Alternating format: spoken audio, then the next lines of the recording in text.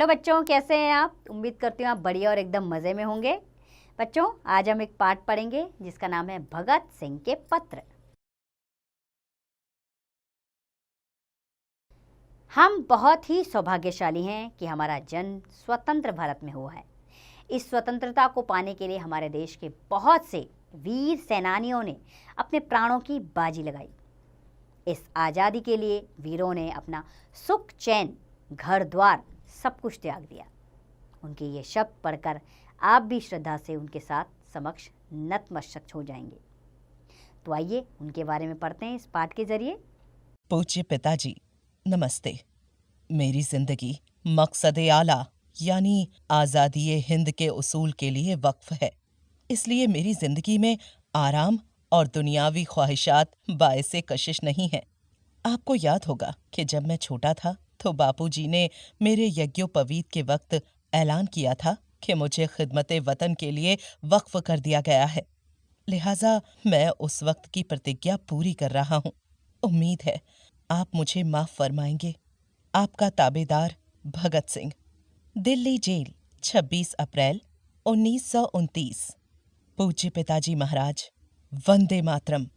अर्ज यह है कि हम लोग 22 अप्रैल को पुलिस की हवालात से दिल्ली जेल में मुंतकिल कर दिए गए थे और इस वक्त दिल्ली जेल में ही हैं। मुकदमा 7 मई को जेल के अंदर ही शुरू होगा।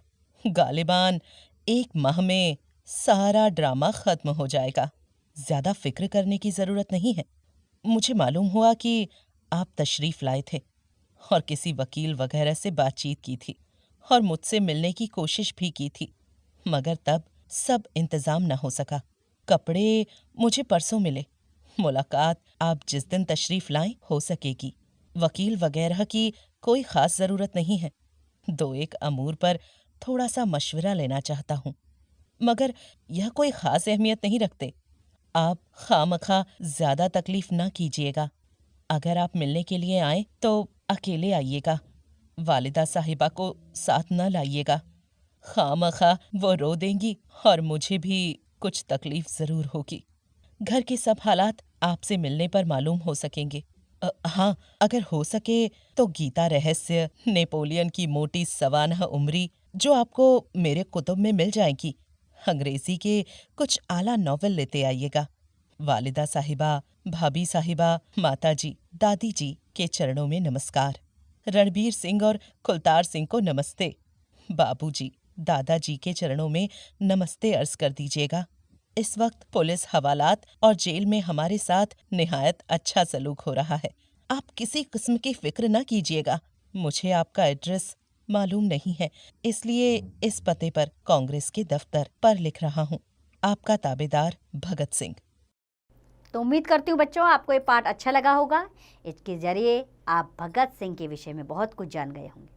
आप जान गए होंगे कि कैसे उन्होंने स्वतंत्रता दिलाने के लिए कितनी कुर्बानियाँ दी, कितनी यातनाएं सही।